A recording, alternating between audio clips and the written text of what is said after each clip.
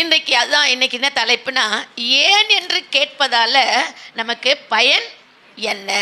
இப்போ ஏன் என்று ஒரு காரியத்தை நம்ம கேட்கறதுனால, ஏன் அப்படின்னு ஏன் கேட்குறோம் அப்படின்னா, ஏதோ நம்ம குடும்பத்தில் ஏதோ நம்முடைய வாழ்க்கையில் ஒரு சம்பவம் நடந்திருக்கும். யோபின் புஸ்தகம் 7வது அதிகாரம் 20வது வசனத்தை 21வது வசனத்தை பாருங்க.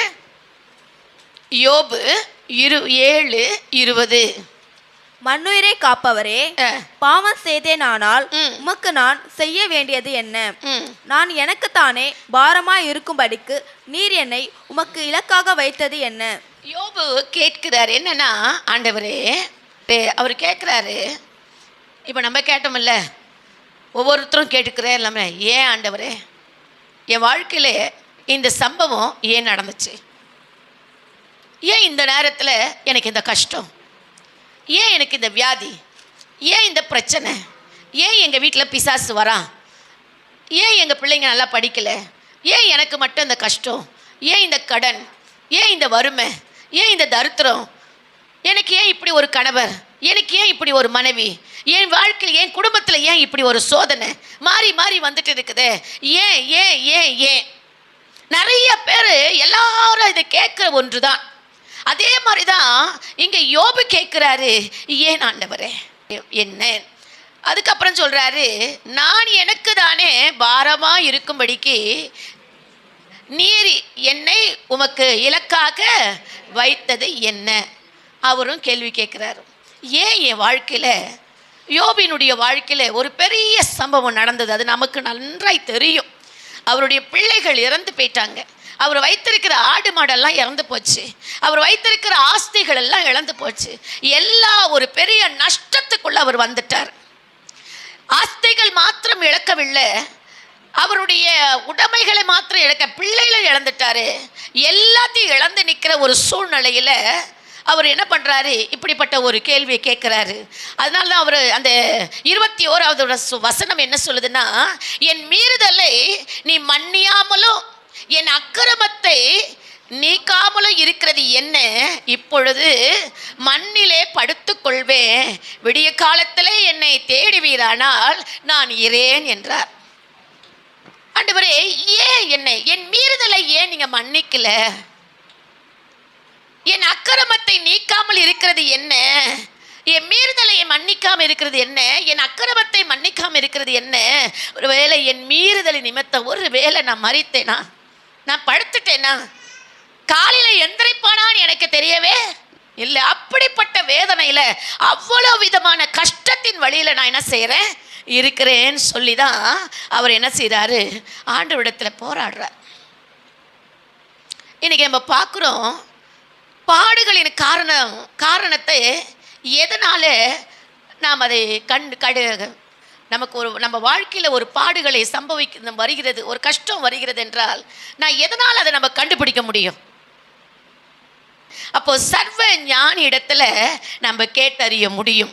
ஆண்டவரே, ஏன்பா நான் ஒழுங்காக தானே ஆலயத்துக்கு வந்தேன், ஒவ்வொரு ஞாயிற்றுக்கிழமை உமக்கு நான் ஆராதனை செய்கிறேன், நான் தசம பாகங்களை வைக்கிறேன், பொருத்தனைகளை நிறைவேற்றுறேன், ஆண்டவரே நான் உம்முடைய ஊழியத்தில் கலந்துக்கிறேன், நல்லா ஜெபிக்கிறேன், மற்றவளுக்காகவும் ஜெபிக்கிறேன், ஊழியத்துக்காகவும் ஜெபிக்கிறேன், உழைக்கிறேன். ஆனால் ஏன் எனக்கு இந்த கஷ்டம்? ஏன் இந்த பாடு? ஏன் என் வாழ்க்கையில் இந்த சூழ்நிலை? அப்படி நீங்கள் கேட்குட்டீங்கன்னா ஆண்டவர் சொல்கிறாரு, சர்வ ஞானி இடத்துல என்ன பண்ணுங்க, கேட்கும் போது அவர் உங்களுக்கு பதில் கொடுப்பார்.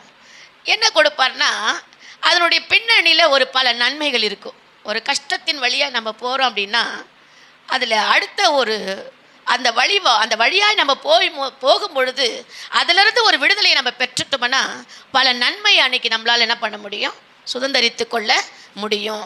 ஏதோ ஒரு கஷ்டத்தின் வழியாக நீங்கள் போகிறீங்க, அதே ஒரு பாடுகளுக்குள்ளே உங்களை நேசித்தவர்கள் யாரோ வந்து உங்ககிட்ட சொல்கிறாங்க, இந்த மாதிரி என் வாழ்க்கையில் இவ்வளோ கஷ்டத்தை நான் அனுபவிக்கிறேன், என்னன்னு எனக்கு தெரியல, இதுக்கு ஒரு முடிவும் இல்லை, நான் என்ன பண்ணுறது எனக்கும் விளங்கலை அப்படின்னு ஒன்று சொல்லும் பொழுது, ஒருவேளை நீங்கள் கர்த்தருடைய பிள்ளையாக இருந்து நீங்கள் முழங்கால் பட்டு ஜெபித்து அதனுடைய நன்மையை பெற்றிருந்தீங்கன்னா உங்ககிட்ட வர்றவங்களுக்கு நீங்கள் உங்களால் என்ன பண்ண முடியும், அந்த காரியத்தை எங்கள் வாழ்க்கையில் இப்படி தான் இருந்தது, நானும் பொறுமையாக இருந்தேன், ஜெபித்தது நிமித்தமாக என் வாழ்க்கையில் இருக்கிற இந்த சோதனை, இந்த வேதனை நீங்கிட்டு அந்த இயேசு நல்லவர், நீங்கள் வாங்கன்னு உங்களால் என்ன பண்ண முடியும், சொல்ல முடியும். அப்போது நமக்கு வருகிற சோதனையிலையும் ஒரு பல நன்மைகளை நம்மளால் என்ன பண்ண முடியுது, பெற்றுக்க முடியுது.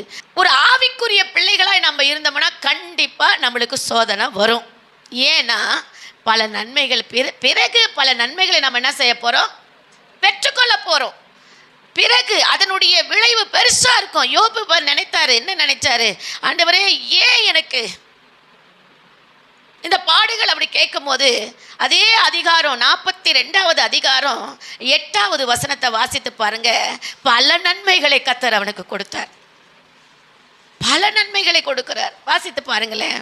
ஆதலால் நீங்கள் 7 காளைகளையும் 7 ஆட்டுக்கடாக்களையும் தெரிந்து கொண்டு என் தாசனாகிய யோபினிடத்தில் போய் உங்களுக்காக சர்வாக தகன பலிகளை இடுங்கள். பாருங்க, அவர் சொல்றாரு யோபின் காரியத்துல மறுபடியும் அந்த ஆடு மாடு எல்லாத்தையும் இழந்த ஒரு சூழ்நிலை, பலவிதமான சூழ்நிலை. அது மாத்திரமல்ல, நீங்க இன்னொரு வசனத்தை அதே 2வது அதிகாரம் 9வது வசனத்தை வாசித்து பாருங்களேன். அவங்க மனைவி சொல்றாங்க, ஏன்னா அவங்க பிள்ளைங்க இறந்து போயிட்டாங்க, அவங்க இறந்து போன ஒரு சூழ்நிலை. அவங்க மனைவி சொல்றாங்க பாருங்க, அந்த 2வது அதிகாரம் 9வது வசனத்தை வாசிங்க.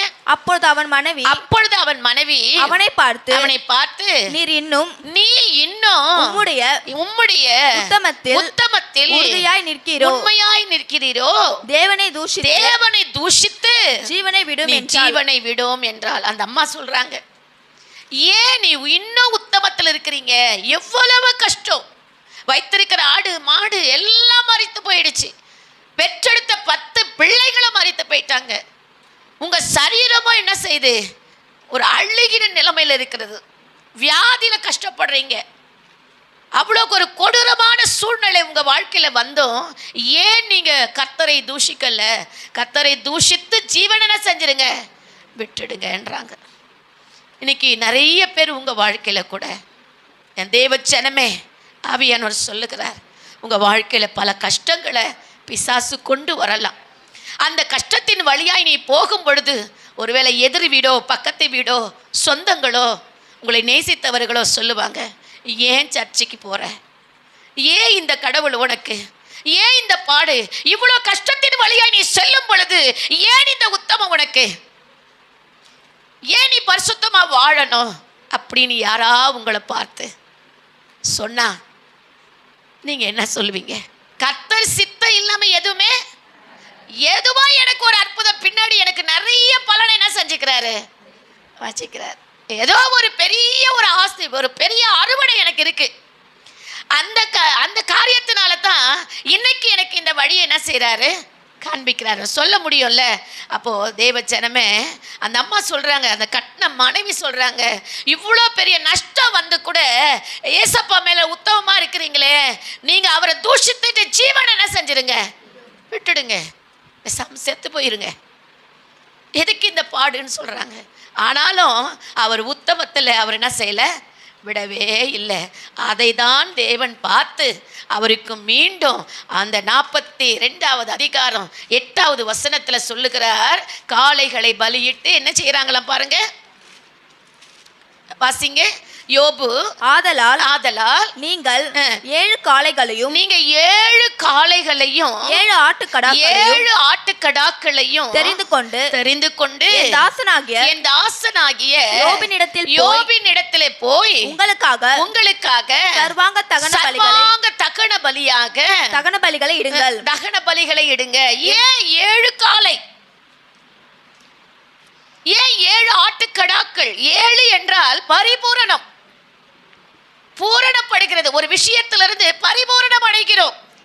அதனால ஆண்டவர் சொல்லியிருக்கிறாரு, நீங்க 7 காளைகளை என்ன செய்யுங்க, 7 ஆட்டுக்கடாக்களை பலி செலுத்தி, வசனம் என்ன சொல்லுது பாருங்க, என் தாசனாகிய யோபும் உங்களுக்காக வேண்டுதல் செய்வான், நான் அவன் முகத்தை பார்த்தேன், உங்களை உங்கள் புத்தியினத்துக்கு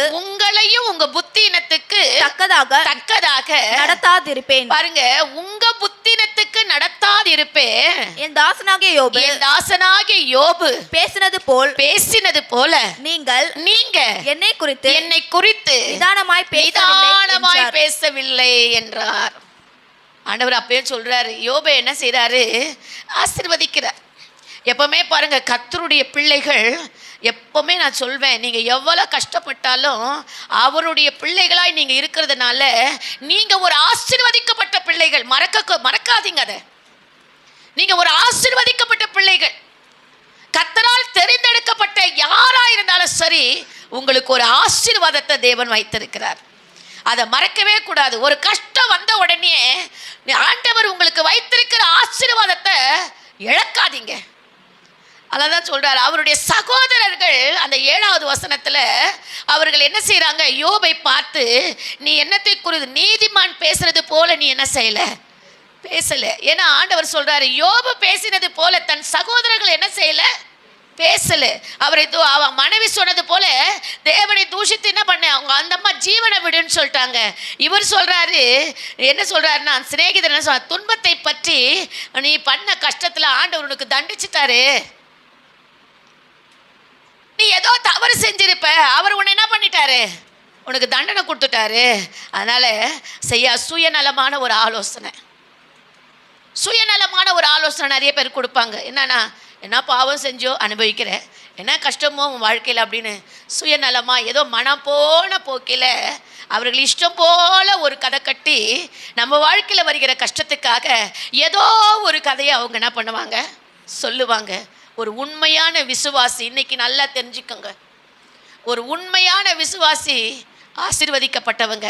அந்த ஆசீர்வதிக்கப்பட்ட பிள்ளைங்க வாழ்க்கையில ஒரு சூழ்நிலைக்குள்ள நீங்க போறீங்க, ஒரு கஷ்டமான சூழ்நிலைக்குள்ள நீங்க போறீங்கன்னு சொன்னா அதுல பல நன்மைகள் இருக்குன்றத மட்டும் நீங்க தெரிஞ்சுக்கணும்.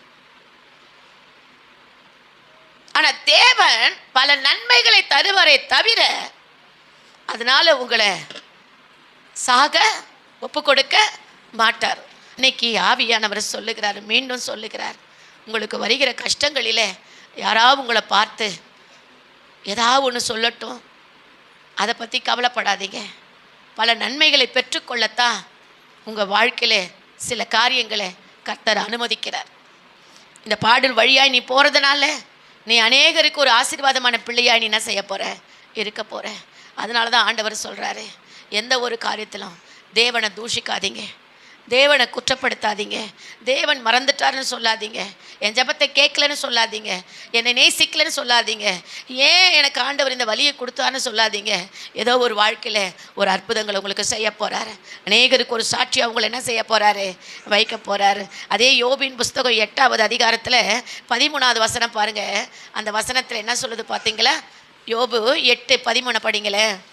நிறைய பேர் மறக்கிற தேவனை மறக்கிற எல்லாருடைய வழிகளும் அப்படியே இருக்கும். பாருங்க, தேவனை மறக்கிற எல்லாருடைய வழிகளும் அப்படியே இருக்கும். மாயக்காரரின் நம்பிக்கை அழிந்து போகுமா? பாருங்க, எல்லாருடைய வழிகளும், தேவனை மறக்கிற எல்லாருடைய வழிகளும் எப்படி இருக்கும்? இப்போ அது பார்க்கணும் இல்லை? எப்படி இருக்கும்? நிறைய பேருக்கு அது தெரிய மாட்டேங்குது இல்லையா? நம்ம ஆண்டவரை மறந்துட்டா நிறைய காரியங்களை நம்ம பெற்றுக்கொள்ள நம்ம நினைக்கிறோம். எப்படி இருக்கும் என்பதை 11வது வசனம் ஒரு உதாரணத்தோடு சொல்றாரு பாருங்களேன். வாசிங்க. சேர் இல்லாமல் நாணல் ஓங்கி வளருமோ? தண்ணீர் இல்லாமல் கோரை புல் முளைக்குமோ? கர்த்தரை மறக்கிறவங்களை பத்தி தான் சொல்றாரு. நல்லா புரிஞ்சுக்கோங்க. நானலை இவ்வளவு தூரம் தெரியப்படுத்தினேன் ஏன்னா தேவனை மறக்கிற எல்லாருடைய வழியும் அப்படியே இருக்கும். எப்படி இருக்கும்னா, இல்லாம நாணல் ஓங்கி என்ன செய்யாது? வளராது. தண்ணி இல்லாம கோரை புல் என்ன செய்யாது? முளைக்குமோ? முளைக்காது. அடுத்தது சொல்றாரு, அது இன்னும் பச்சையாய் இருக்கும் போது அறுக்கப்படாது இருந்தும் மற்ற எந்த புல்லை பார்க்கிலும் சீக்கிரமாய் என்ன பண்ணுமா? வாடி போகும் அல்லவா? தேவனை மறக்கிற எல்லாருடைய வழிகளும் அப்படிதான் இருக்கும். எல்லாருடைய வழியும் அப்படிதான் இருக்கும். புல்லை பார்க்கிலும் சீக்கிரமாய் அது என்ன செய்யுமா? வாடி போகும் அல்லவா? அது மாத்திரமல்ல, அவனுடைய 14வது வசனம் சொல்லுது, அவனுடைய வீண் எண்ணம் அற்று போய் அவனுடைய நம்பிக்கை சிலந்தி பூச்சி வீடு போல் இருக்கும். பாருங்க, கர்த்தரை மறக்கிறவருடைய எண்ணம் எப்படி இருக்குமா பாருங்க. ஆண்டவரே, எனக்கு ஏன் இந்த கஷ்டம்? என்ன நீங்க மறந்துட்டீங்க, எனக்கு கஷ்டத்தை கொடுத்துட்டீங்க, நஷ்டத்தை கொடுத்துட்டீங்க, நான் உன் பிள்ளையா வந்தேன், எனக்கு பிரயோஜனம் இல்லை. இவர்களெல்லாம் இப்படி இருக்காங்க, அவரை அறியாதவளா செழிப்பு சேமமா இருக்காங்க. நீ ஆசீர்வதிப்பேன்னு சொன்னீங்க, ஆபிரகாமை உயர்த்துவது போல உயர்த்துவேன்னு சொன்னீங்க. நான் உயர்வை பார்க்கல, நான் கஷ்டத்தை மட்டும் பார்க்கிறேன். ஒருவேளை நீங்க சொல்வீர்களானால், மறப்பீர்களானால், ஆண்டவர் சொல்லுகிறார், என்ன சொல்றாருன்னா, அவனுடைய வீண் எண்ணம் என்ன செய்யுமா? அற்று போகும். அவனுடைய நம்பிக்கை சிலந்தி பூச்சினுடைய வீடுகளை போல இருக்குமா. சிலந்தி பூச்சி வீடு பார்த்துருக்கீங்கல்ல, அழகா என்ன செய்யும்? கட்டும். ஆனால் அது அப்படியே இருக்குமா? தொட்ட அடுத்த செகண்ட் அது என்ன செஞ்சிடும்? அது கட்டந்து பார்த்தா அழகா இருக்கும், ஆனால் நீங்கள் கொஞ்சம் டச் பண்ணால் போதும், அப்படியே அது அழிஞ்சு போயிடும். உங்கள் வாழ்க்கையை குறித்து, உங்கள் ஜீவியத்தை குறித்து, உங்கள் குடும்பத்தை குறித்து, உங்களுடைய எதிர்காலத்தை குறித்து யாராச்சும் உங்களை குற்றப்படுத்தினா அவங்க சிலந்தி கூடினுடைய வீடு போலதான். வீணான வார்த்தைகளை, வீணான பழிகளை சொல்லி உங்களை யாராச்சும் அழிக்க நினைச்சா அந்த சிலந்தி கூடு எப்படி அந்த வீடு காணாம போதோ அதே மாதிரி தான் அந்த வாழ்க்கை போயிடும். அந்த குடும்பம், அந்த ஜீவி, அந்த ஆத்மா. மற்றவங்களை புறஜாதி மக்களை பார்த்து நீங்கள் தயவுசெய்து யோசிக்காதீங்க எதையுமே.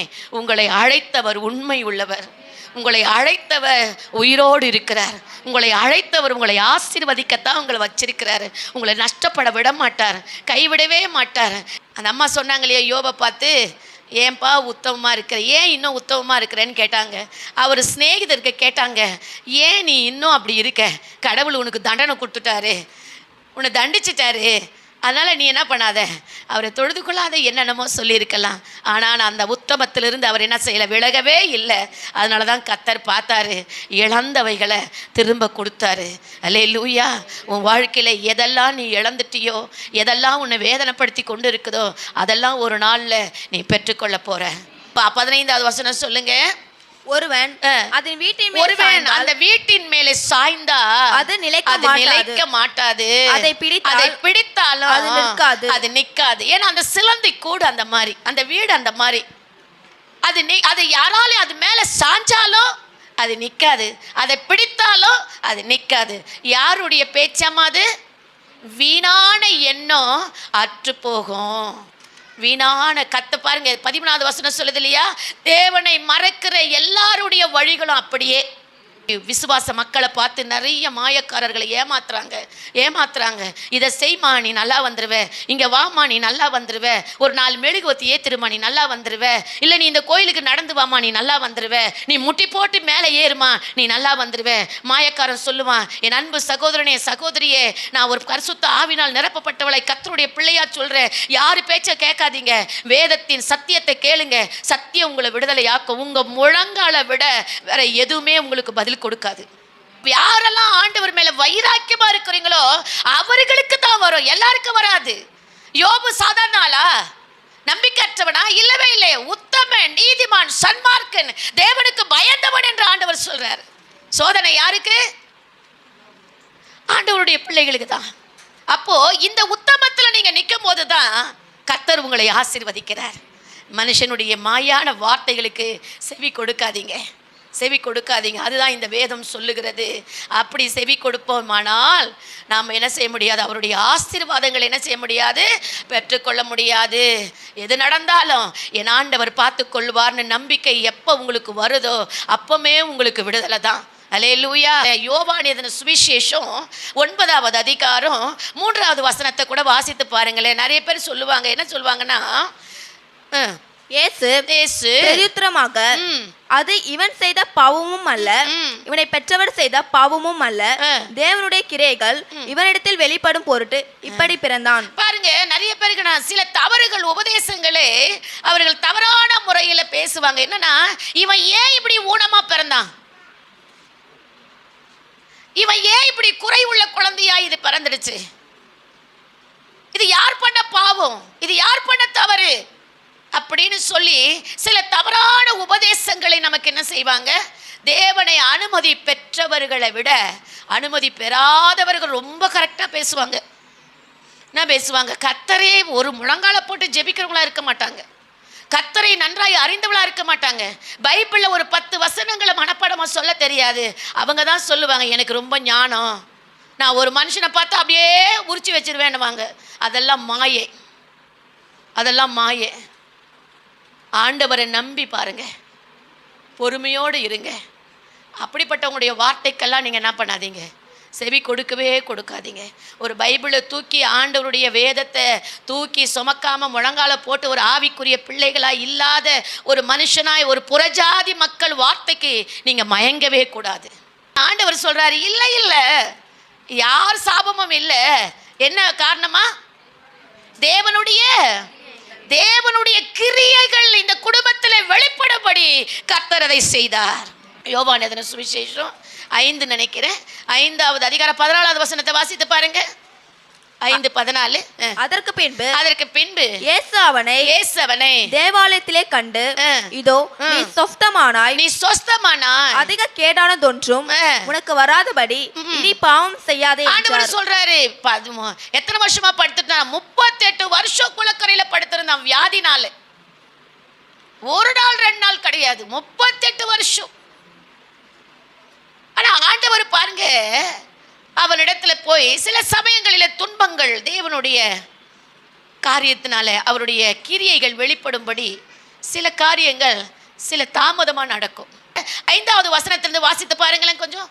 38 வருஷம் வியாதி கொண்டிருந்த 38 வருஷம் வியாதி கொண்டிருந்த ஒரு மனுஷன் அங்கே இருந்தான். படுத்திருந்த அவனை இயேசு கண்டு அவன் வெகு காலமாய் வியாதிஸ்தன் என்று அறிந்து அவரை நோக்கி சொஸ்தமாக வேண்டும் என்று விரும்புகிறாயா என்று என்ன செய்றாரு கேட்டார். அதற்கு வியாதிஸ்தன் ஆண்டவரே தண்ணீர் கலக்கப்படும் போது என்னை குளத்தில் கொண்டு போய் விடுகிறதற்கு ஒருவரும் இல்லை. நான் போகிறதுக்குள்ள வேறொருவன் எனக்கு முந்தி என்ன செய்றான், முந்தி இறங்குகிறான். இயேசு அவனை நோக்கி எழுந்திரு உன் படுக்கையை எடுத்துக்கொண்டு நட என்றான். அதோட விடல, உடனே அந்த மனுஷன் சொஸ்தமாகி தன் படுக்கையை எடுத்துக்கொண்டு நடந்து போனான். அந்த நாள் ஓய்வு நாளாய் இருந்தது. அல்லேலூயா. பாத்தீங்களா, ஆண்டவர் கேட்கிறார், நீ சொஸ்தமாக விரும்புகிறாயா, நீ விடுதலை அடைய விரும்புகிறாயா? ஆமா ஆண்டவரே, நான் விரும்புகிறேன். என்னை சொஸ்தமாக்கு நம்ம என்ன பண்ணிருக்கணும், கேட்டிருக்கணுமா இல்லையா? 38 வருஷமா அப்படியே மற்றவங்க மேலேயே காட்டிக்கிட்டு மற்றவங்களையே குறை சொல்லிக்கிட்டு நீ சுகமானியா? இல்லை. அப்ப ஆண்டவர் வந்த பிறகாச்சும் என்ன பண்ணிருக்கணும், யாரையுமே கை காட்டாம, ஆண்டவரே நீ என்கிட்ட வந்துட்டீங்க, நான் சுகமாக விரும்புகிறேன், என்னை சுகமாக்குன்னு கேட்டு இருக்கணும் தேவ ஜனமே. ஆனா அவன் என்ன பண்ணல, கேட்கல. இன்னைக்கு நிறைய விசுவாசிங்க அப்படிதான் காரணம் காட்டுறோம்.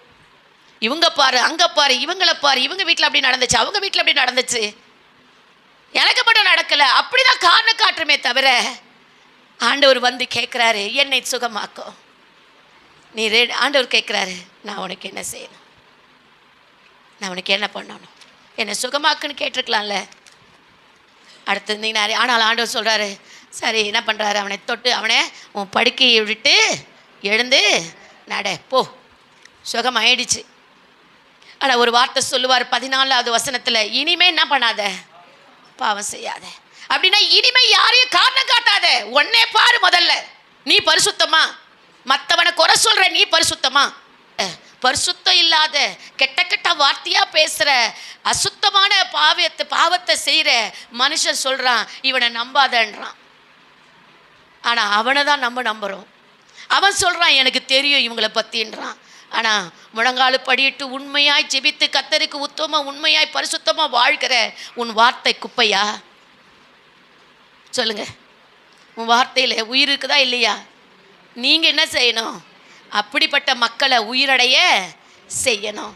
சர்வ ஞானியை தவிர உங்கள் வாழ்க்கையில் வருகிற பிரச்சனைக்கு யாரும் விளக்கத்தை என்ன பண்ண முடியாது, கொடுக்க முடியாது. அப்படி மகா இரக்கமும் கிருபையும் நிறைந்த பரலோகத்தின் தகப்பனே, ஆசீர்வதிக்கப்பட்ட இந்த மனமகிழ்ச்சி நல்ல கால வேளைக்காக நான் ஜெபிக்கிறேன் ஆண்டவரே. பிதாவே, பரலோகத்தின் தகப்பனே, ஏன் இந்த பாடுகள் என்று கேட்காதபடிக்கு ஆவியானவரே, ஏதோ ஒரு காரியத்தில் உங்கள் பிள்ளைங்க தவறு இருந்தால் மன்னிச்சிடுங்க ஆண்டவரே. அறியாமல் ஏதோ ஒரு காரியத்தில் தவறு இருந்தால் மன்னிச்சிடுங்க. யோபினுடைய உத்தமத்தை பார்த்தோம். தான் மனைவியே சொல்கிறாங்க, இவ்வளோ கஷ்டத்தில் ஏன் இந்த உண்மையாக இருக்கிறேன்னுட்டு. ஆனால் அந்த உத்தமத்திலேயே அவர் நின்னாருப்பா, அந்த உத்தமத்திலேயே நின்னாருப்பா. அது போல உங்கள் பிள்ளைகளை யாரா பார்த்து சொல்லலாம் ஆண்டவரே, ஏன் இந்த சர்ச்சுக்கு போகிற என்னத்தை கண்டன்னு சொல்லலாம் ஆண்டவரே, ஏன் இந்த தெய்வம் உனக்கு அப்படின்னு சொல்லலாம் ஆண்டவரே. ஆனால் இதில் எவ்வளோ நன்மை இருக்குதுன்னு நாட்கள் வரும் ஆண்டவரே, நாட்கள் வரும், நாட்கள் வரும் என்பதை வெளிப்படுத்துங்க. எல்லாத்துக்கும் ஒரு காலகட்டத்தை நீ வைத்திருக்கிறீர். நன்மையான ஈவுகளும் ஜோதிகளின் பிதாவிடத்தில் வருகிறது என்பதை விசுவாச மக்களாகிய உம்முடைய பிள்ளைகள் அறிந்து கொள்ள, உணர்ந்து கொள்ள, புரிந்து கொள்ள உதவி செய்யும். ஒருவேளை ஆண்டவரே, யோபினுடைய நண்பர்கள், சிநேகிதர்கள் ஆண்டவரே தவறான ஆலோசனைகளை கொடுத்தார்கள் அப்பா. ஆனால் அவன் உத்தமத்தில் உண்மையாக இருந்ததுனால இரட்டைப்பான நன்மையை பெற்றுக்கொள்ள முடிந்தது ஆண்டவரே. எங்கள் பிள்ளைகளை பார்த்து, உடைய விசுவாச பிள்ளைகளை பார்த்து யாராச்சும் தவறான ஆலோசனை கொடுத்து கெடுத்து போடலாம் ஆண்டவரே. அது ஒரு சிலந்தி கூடு என்பதை இன்னைக்கு வெளிப்படுத்தியிருக்கிறீர் ஆண்டவரே. சாய்ந்தாலும் அது கரைந்து போகும், தொட்டாலும் அது அந்த வீடு இடிந்து போக சுவாமி. ஒருவேளை இந்த விசுவாச பிள்ளைகளுக்கு விரோதமாக ஒரு சிலந்தி கூடாக யாராச்சும் நின்றிருந்தால் இன்னைக்கு ஊழியக்காரி இயேசுவின் நாமத்தினால சொல்லுகிறேன், உம்முடைய நாமம் மகிமைப்படுவதை தவிர தூஷணத்தை கொண்டு வருகிற காரியங்கள் இந்த இடத்துல நடக்கக்கூடாது. உம்முடைய நாமம் இதில் மகிமைப்படணும், உம்முடைய நாமம் இதில் மகிமைப்படணும். எந்த நாவு குற்றப்படுத்துதோ அந்த நாவை என் தேவன் குற்றப்படுத்துவீராக. உம்முடைய பிள்ளைகளை கொச்சப்படுத்துகிற நாவை வெட்கப்பட செய்வீராக. ஆசீர்வாதத்துக்கு எழுப்புதலுக்கு தடையா நிற்கிற அந்தகார கிரியைகளை இயேசுவின் நாமத்தில் சுட்டரிக்கிறேன் ஆவியானவரே, சுட்டரிக்கிற இயேசுவின் நாமத்தினால. ஒரு ஆத்மாவை கொள்ள சத்துருவுக்கு இடமில்லை அப்பா. ஒவ்வொரு ஆத்மாவையும் கர்த்தர் வேலி அடைத்து பாதுகாத்துக் கொள்வீராக. எங்க மக்களை ஆசீர்வதிப்பீராக. இங்க வருகிறவர்களை எழுப்பி பிரகாசிக்க கிருபை தருவீராக. சூழ்நிலைகளை மாற்றுவீராக. அவருடைய சஞ்சலம் தவிப்பும் மறைந்து போகட்டும். உம்முடைய நாமம் ஒன்றே மகிமைப்படட்டும். இயேசுவின் நாமத்தினால் ஜெபிக்கிறேன் ஜீவனுள்ள நல்ல பிதாவே, ஆமென். கர்த்தர் உங்களை ஆசீர்வதிப்பாராக.